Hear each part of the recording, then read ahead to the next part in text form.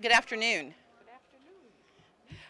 In 2011, the House Democratic Caucus launched its legislative agenda with a focus on three areas: educational opportunity, economic security, and shared responsibility.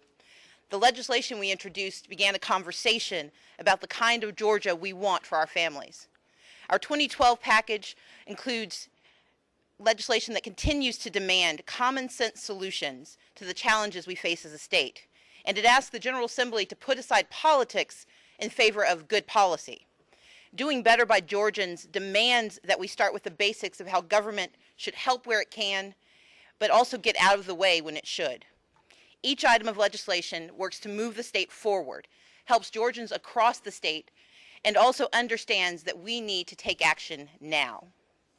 Today, the House Democratic Caucus offers meaningful legislation to help Georgia's families facing stagnant growth in their wages and a slow economy. Creating good jobs and strong family incomes in Georgia is a primary obligation. This requires targeted legislation that, again, takes action now. We have developed a package of legislation that will create good jobs and a strong economy, promote rural recovery, and help small businesses start to grow immediately. Job credits and tax exemptions are important components to economic growth, but we must have a full arsenal if we want to jumpstart Georgia's economy. The General Assembly should act immediately to demand the purchase of Georgia-made products, the hiring of Georgia workers, and the elimination of jobs-killing legislation and regulation imposed by HB 87. We must also empower our local governments to guide their own economic destiny and help small businesses meet their goals. Key provisions of our economic security package include the Georgia Buy American Act, sponsored by Representative Virgil Flood and co-sponsored by Representative Sisti Hudson. We have the Rural Tourism Protection Act, sponsored by Representative Debbie Buckner, co-sponsored by Representative Sharon Beasley Teague and Representative Bob Bryant. And the Georgia Fair Pay Act from Representative Al Williams, co-sponsored by Representative Elena Parent and Representative Mickey Stevens. Those three will now present their bills, beginning with Representative Virgil Flood, followed by Representative Buckner, and then Representative Elena Parent. Thank you, Madam Leader. The energy tax exemption for manufacturing is a good first step towards improving our economy, but it's only a single piece of the puzzle. While we support the energy tax exemption, we must look at the buying side of the equation. If we want to get Georgia back to the business of making things, we must incentivize companies to buy American and buy Georgia. The Georgia Buy American Act will create jobs by ensuring that manufactured goods used in taxpayer fund projects purchased by government agencies are made in America, by American factories, by Georgia factories, and by American workers. Federal and state tax dollars should not be used to reward companies who've moved their operations, investment dollars, and jobs to foreign countries. Rather, taxpayer-financed purchases should reward those companies and workers who use locally manufactured products.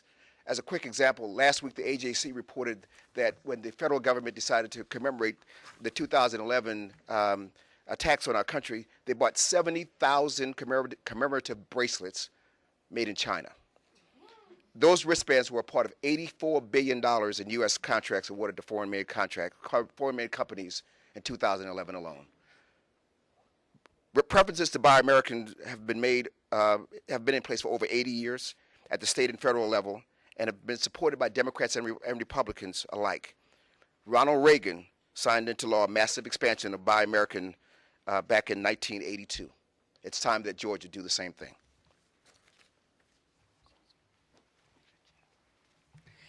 I'm Debbie Buckner, and the Rural Tourism Protection Act would require the Department of Natural Resources to notify cities and counties around the state that have state parks located in their jurisdiction of potential park closures.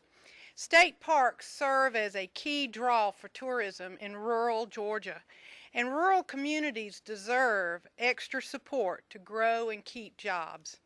When the state decides that it can no longer maintain a park, this bill would allow that governing authority the opportunity to make a decision about whether or not they wish to assist in the running and operation of that state park or recreational area and keep their communities viable. This is an economic security bill that simply requires that state government talk to cities and counties before they take action in shutting down a vital economic resource in a community. Thank you. Good afternoon. I'm Representative Elena Parent, and thank you for being here. I'm here to discuss with you the Georgia Fair Pay Act. This is a very simple bill. When the state of Georgia hires a small business, and that small business does its job, that small business should be paid on time for the work that it has done. Under this bill, the state must pay contractors within 15 days if an invoice is filed electronically with the state, and within 30 days if the invoice has been filed by paper. If the state fails to pay the contractor promptly, Georgia will then pay a 12% interest to the contractor, which is the same interest the state requires if taxpayers are late. Under Georgia law, no contract can be executed without funding, so the state has no excuse for holding on to legitimate payments to its small business vendors who have done the work they were hired to do. But part and parcel of economic security is educational opportunity, and Democrats have always been the champions of educational opportunity. We understand that the foundation of an education is the greatest predictor of economic success. However, successful students are developed through parental responsibility and strong schools. The legislation introduced today will help students from the earliest days of learning through post-secondary academics. We will protect the rights of parents to help their children learn and demand safer schools where children not only have the freedom but the capacity to grow. Key bills include the Restore and Build Hope Act, authored by Representative Stacey Evans and Representative Craig Gordon, as well as the Anti-Truancy Act, sponsored by Representative Mary Margaret Oliver, Representative Ron Mayo, and Representative D. Dawkins Hagler. They will both explain the bills now. Representative Evans. Thank you, and thank you for being here. Last year, the legislature made changes to the HOPE Act, which included adding a GPA requirement for the first time to the HOPE grant, which helps technical students. Democrats did work with the governor to protect technical colleges from cuts that would have left too many students without a way to get a higher education and would have cut off families looking for a fresh start. Unfortunately, the change in the GPA to a 3.0 has resulted in more than 4,000 students losing the HOPE grant for technical college. The Restore and Build Hope Act will change the GPA requirement required for students at technical colleges to a 2.5 to retain the HOPE grant.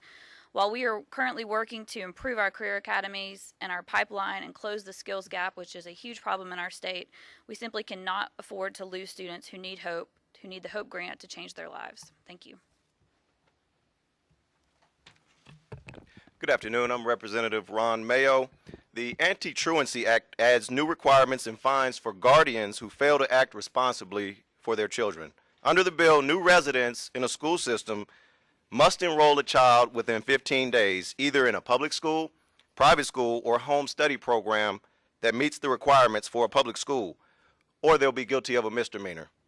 Parents of students who have accumulated 5 or more days of unexcused absences are guilty of a separate misdemeanor for each subsequent unexcused absence. Local school system officials who observe that a child has accumulated 30 days of unexcused absences must report this to the appropriate enforcement agency. Failure to do so constitutes a misdemeanor. Each of these misdemeanors is punishable by $25 to $100 fine or a maximum of 30 days jail time or community service. We've spoken about economic security and we focused on educational opportunity, but we all know that good government is a shared responsibility. And the House Democratic Caucus understands that citizens expect more of their government than simply taxes and regulation. We want government that works for the people and with the people. We expect a government that asks everyone to do his or her fair share and to play by the rules. And that means the government should do so as well. We must demand a government that understands its business, to spend our tax dollars wisely. Today, House Democrats offer a package of legislation that will meet these key objectives: to fix the government so it works, to promote democracy and civic engagement, and to protect taxpayer investments. Among our initiatives, we will address the long-standing issue of judicial foreclosures, sponsored by Representative Darshan Kendrick and co-sponsored by Representative Scott Holcomb, Improve Voter Fairness for College Students, sponsored by Representative Alicia Thomas Morgan and co-sponsored by Representative Tyrone Brooks and Representative Rick Crawford. And Demand Accountability in Our Tax System, sponsored by Representative Margaret Kaiser and co-sponsored by Representative David Wilkerson. Representative Kendrick.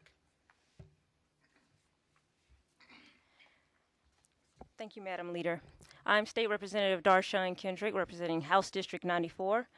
5 years after the start of the Great Recession, Georgia is 5th in the nation in foreclosures, but lags far behind in homeowner protection. In Georgia, the banks and lenders have all the power, even when homeowners want to do the right thing. In Georgia, even if you are 1 day late paying your mortgage, the lender can begin foreclosure proceedings. However, you have no right to access the courts and appeal the bank's action. The Homeowners Fairness Act helps to level the playing field and brings Georgia in line with other states that have placed into law common sense consumer protections. The act will change the judicial process for foreclosures, guaranteeing all new homeowners the right to access the courts rather than the auction block. Thank you for your time. Good afternoon. I'm Representative Alicia Thomas Morgan from District 39 in Cobb County. Georgia has more than 300,000 students in colleges and universities across the state, and over 40,000 of those attend private colleges. Georgia benefits by engaging its young people in civic life as early as possible. To cultivate engaged citizens and to promote participation in the democratic process, we should encourage our college students to vote. The Youth Civic Engagement Act, House Bill 707, seeks to expand the list of qualified identification for voting to include official private college identification. This will encourage greater participation by young people and put them on the path to lifelong civic engagement. And we're proud to see this bill moving in a bipartisan fashion. Thank you.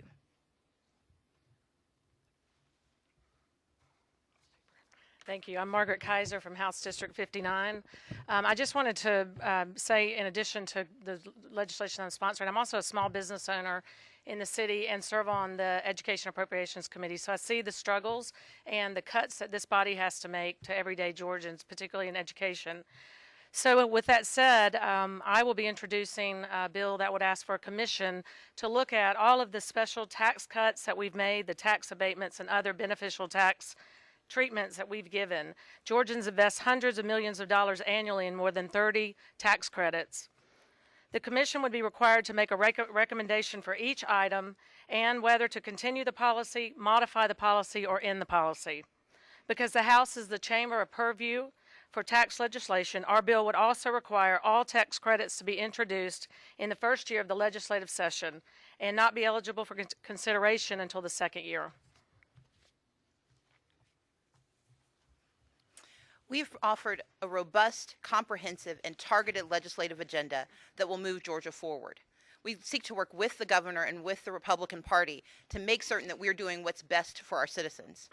Across the state, citizens, advocates, and constituents have demanded that we address their issues and give them a space to be heard here in the People's House. Therefore, in addition to introducing legislation this session, we are announcing a series of legislative hearings to be held in the Capitol over the next few weeks. Every Monday and Thursday, Georgia House Democrats invite citizens to join us in discussing these issues and offering their feedback on our legislative package. We will not only offer insights about these bills, but we will train citizens on how to advocate for the legislation they want to see passed. Our first hearing will be Thursday, January 26th at 2:30, right here in room 216 at the Capitol to discuss our goals for rural recovery. HB 87 is a failed attempt at immigration reform that has served to simply cripple the economy of Georgia. It has rippled across the state and has made us the laughingstock in the nation. The most modest estimates place the price tag of 6 months of this bill at a minimum of $75 million. A price tag that only counts lost crops alone. That's real money to the thousands of family farms, the small grocers, the shop owners who rely on Georgia's agricultural industry to survive. We are calling for an immediate repeal of HB 87 and the suspension of E-Verify, because for small businesses with fewer than 50 employees, it is too much new regulation at a time where they are struggling to survive. The packets you've been given contain a complete list of legislation and the sponsors, as well as a legislative hearing schedule. All legislation will be introduced in the next few days, and we invite people to go online to legis.ga.gov to read more about it. We also invite you to go to www.gahousedems.gov. ga.housedems.com to read the legislation. Georgia has always been the leader of the South. We had a clear vision of tomorrow that inspires people to take action through economic security, educational opportunity, and a strong sense of shared responsibility. The House Democratic Caucus looks forward to working with the governor and the speaker to adopt and implement these common sense solutions, these bipartisan solutions that everyday Georgians have asked us to do to make their lives better. We owe them no less. Thank you, and we're happy to take questions. Yes,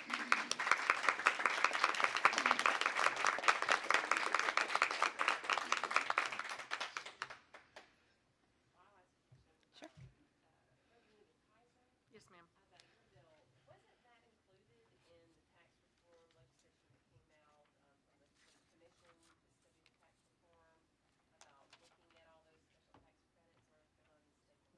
No, Yes, it was. right. It was part of the council, but it didn't go anywhere. So we're reintroducing it and trying to approach it in a bipartisan manner and just emphasize the importance of us doing this. I mean, I couldn't, at this point, we just are trying to take some action items that we feel like we can get moved forward in a bipartisan way. And this is one that I really couldn't sleep at night if I didn't feel like we were not taking a look back at those expenditures and those tax credits that we're making.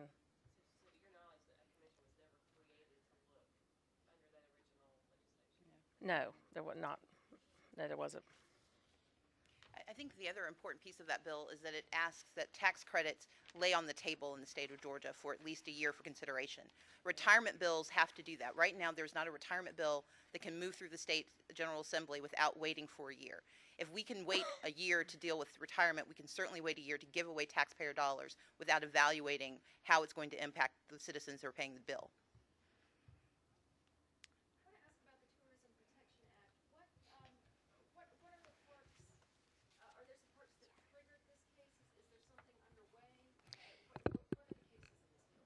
For me, the park that triggered this legislation is the FDR State Park over in Pine Mountain.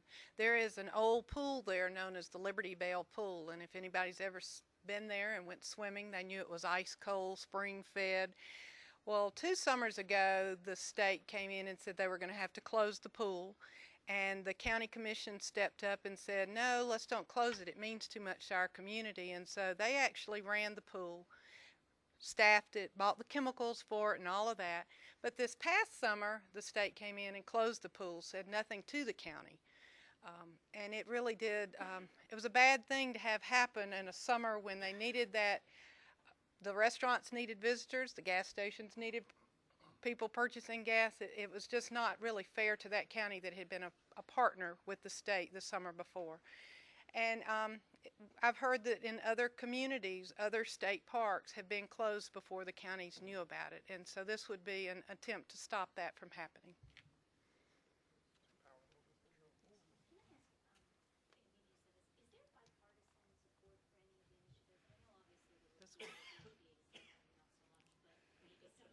I'm sure there's someone out there who wants to support it too.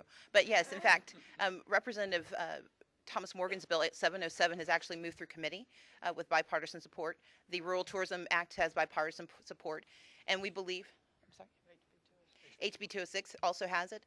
We believe that if we can show this package, these are common sense solutions. These are not vitriolic pieces. We're not demanding far right or far left action. These are things that Georgia citizens want today. And they're things that if we do today, we can change lives immediately. And so, yes, we seek bipartisan support, but we believe as the minority party, it's our job to speak up and to offer competing ideas, but also ideas when we think we can do so. Any other questions? Yes, sir. I have a question about the Anti-Truancy Act.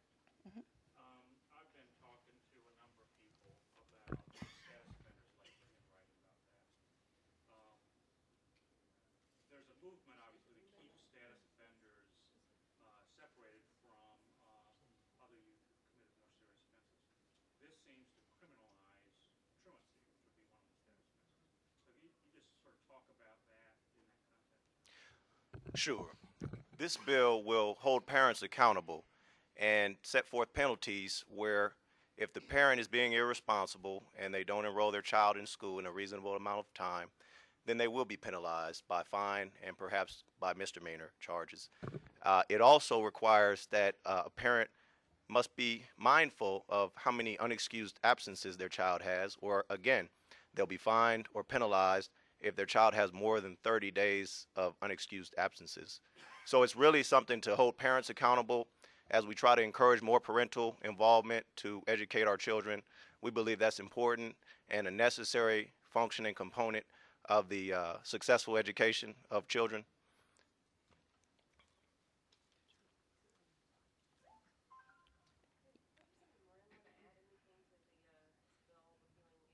Absolutely. Would you like to talk about HB 87?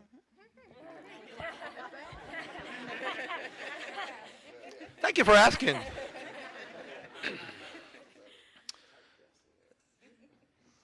When we were debating HB 87 last year, we heard from the agricultural industry, the carpet and the poultry industry. We heard from the faith community. We heard from the chambers of commerce for us to be cautious about what we were doing and where we were heading with HB 87. We saw that we passed the bill. Now we're seeing the effects of HB 87. So right now,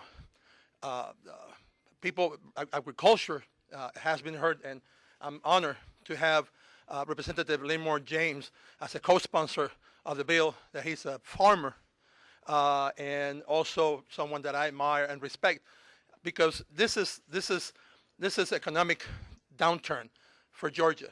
We need to make sure that we make this great state viable. We need to make this state grow. And right now, $75 million just on crops. But again, we're not talking like Leader Abrams mentioned, the people that sell the seeds. Now farmers are saying that they're going to scale back. They're going to grow less. We should not be thinking about less. We should be thinking about more. And it goes to the seeds, the person that sells the seeds, the person that sells the tractor. You know, it's a ripple effect on HB 87. So that's why we call into repeal HB 87. Yes.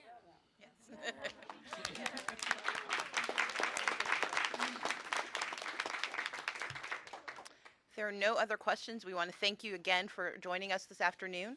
We invite you to again go to www.gahousedems.com and read our legislative agenda, and we look for your support. Thank you.